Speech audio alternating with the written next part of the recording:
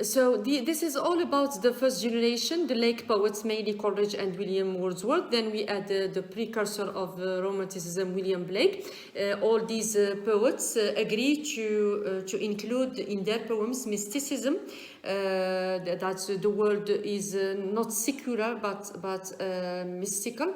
They develop new way and mode of thought, of feeling, towards the innocence of children, for example, towards nature, towards the soft, the deep, intense emotion of the heart, the concern of the heart, towards goodness, that everyone is good, that people have to be angelic beings, and they trust human being to be good. They insist to gain knowledge on intuition and not deduction, and they supported the ideals and the values, the equality of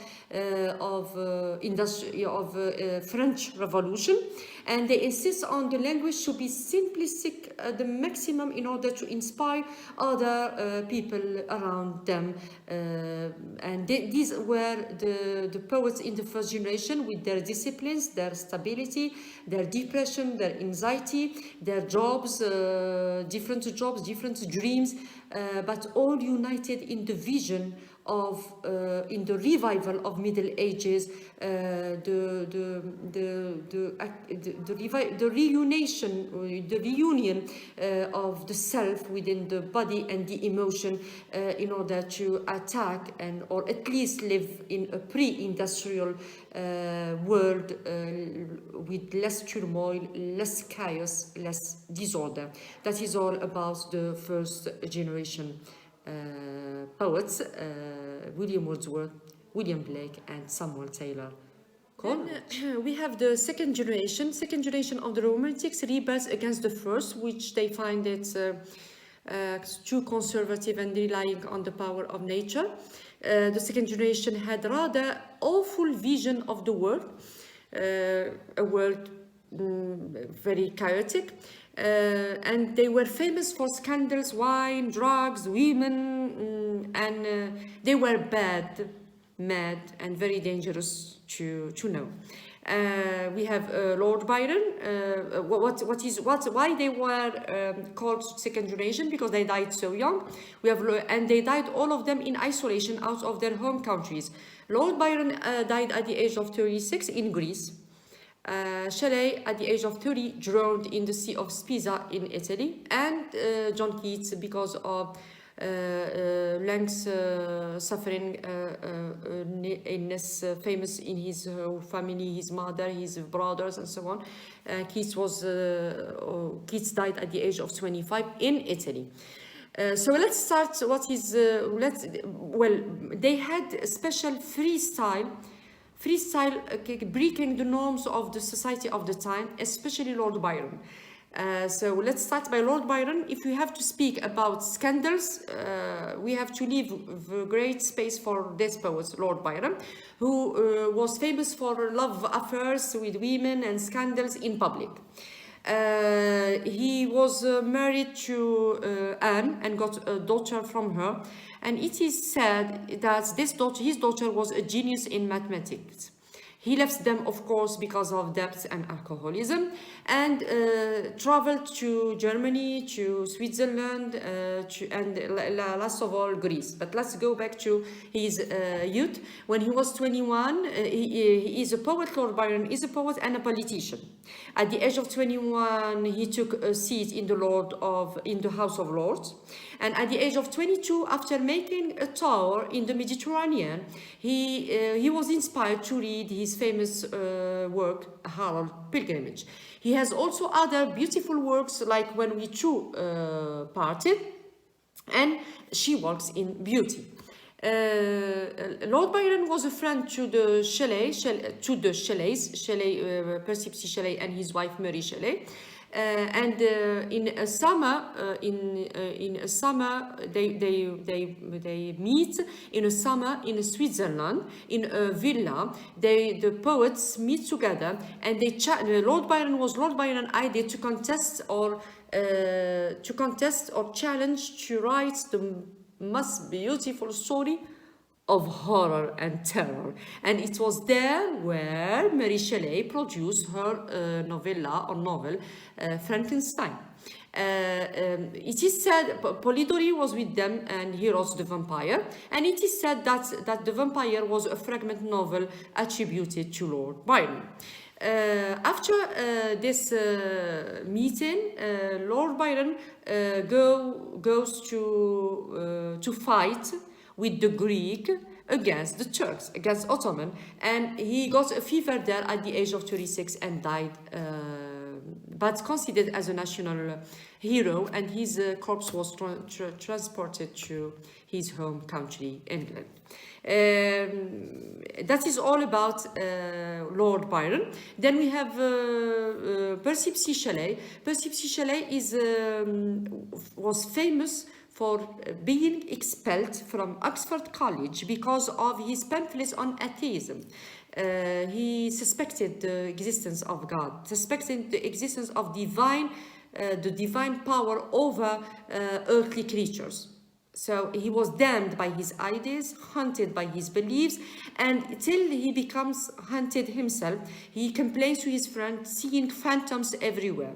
Even in their villa, when he was isolated with Mary, well, before Mary Shelley, he was married to Harriet and got a child with her, but just soon he abandoned them and to meet Mary and marry her.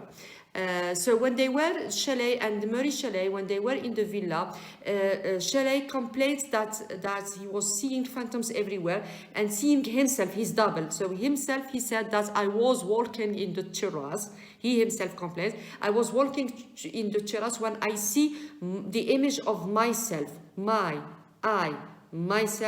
my double. So he becomes really mad within the idea till he plus drugs, plus alcohol and so on, till one day he took a boat to, well, he had, beautiful works like Ode to the West Wind. Shelley, I find him different from the others because he has a book, his poems are terse and difficult.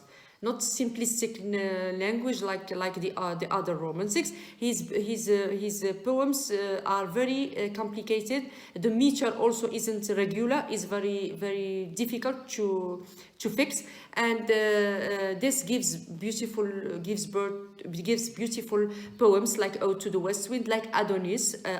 Adonis, I weep, Adonis, of course, a famous elegy on the death of John Keats. Once a day, this is the reason of his death, he took a boat with a friend in the Spisa beach in Italy, and that day a violent storm blew up and the boat never came again.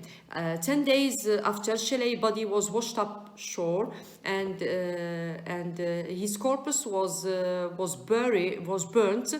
burnt in fire, put to fire by Lord Byron and his friends. They put fire to the corpse, and what was left is the heart, and that heart was transported to be buried in a Protestant cemetery in Italy near to the tomb of John Keats. So that was the scandalous end of Shelley. That's what critics say.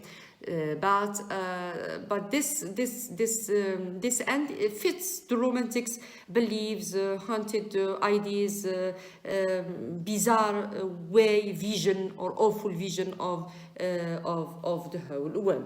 Then we finish this list of the romantics by John Keats. John Keats is my lovely poet. I may seem egoist or subjective, but this is a personal taste. John Keats has lived very short, and he died at the age of 25. This is why his story is considered as the most painful and hurting stories in the annals of English literature. His parents couldn't afford him high school or an upper class school, but he was sent to board in Clark's school, where his mentor advised him to read Renaissance literature. So he was a great reader of Shakespeare, Hamlet, the Milton's Paradise Lost, Paradise Regained, Spencer's the Faerie Queene, and this is clear in his writing, like on first looking into Chapman's Homer. The Beautiful Lady Without Pity, La Belle Dame Sans Merci, Lamia, to Lamia, and he was a great fan of Greek mythology, Greek myths, and this is evident in his poems. He is famous to be under the title of the poet of the Ode and the Hyperion. Hyperion means a fragment of an epic composed of 3 books. Okay, so he was famous for Hyperion and Ode, but also famous as the poet of ills and heartaches.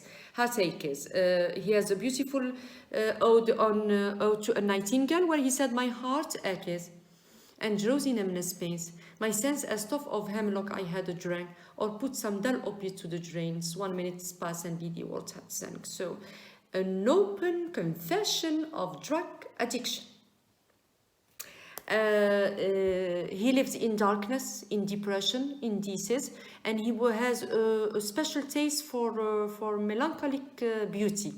On melancholy, he said that pleasurable on melancholy, he expresses ache and pleasure turning to poison with the bee-mouthed sip. Beautiful expression. It has no competitor, I'm certain.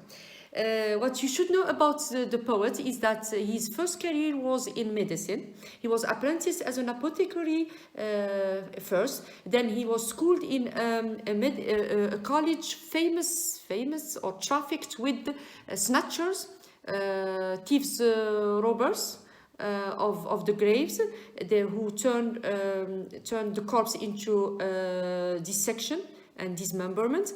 And of course, though John Keats was successful in this school of surgery, he refused to be the hospital. After a moment, he refused to be the hospital butcher.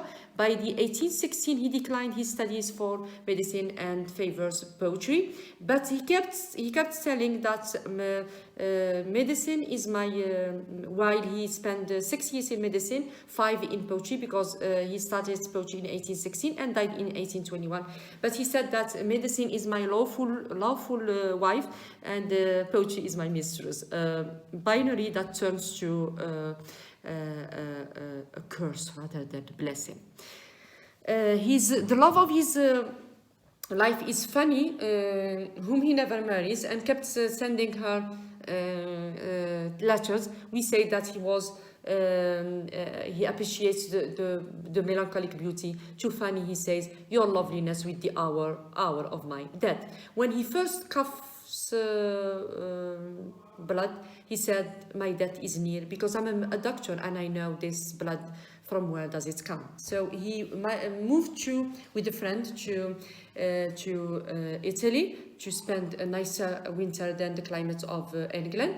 And his friend tried to hide from him alcohol and the drugs. He insisted on taking doses of opium to calm his pains, but his friends wanted to made their best in order to cure him in vain. So in 1821, John Keats died, and he insisted to write on his grave, "Here lies the one whose name was written in water." So his name was written in water. When you write anything in water, it disappears. So very beautiful in expressing melancholy and sadness. It is all about John Keats, the writer of beauty. In Endymion, he expresses the beauty of sadness, of aching. And in Ode on Guichen that we should see next time, inshallah, we have Beauty is True, Truth Beauty. That is all we know on earth and all we need to know. Expect the explanation. Remember, 6-year explanation to this poem next time, inshallah. Thank you for today.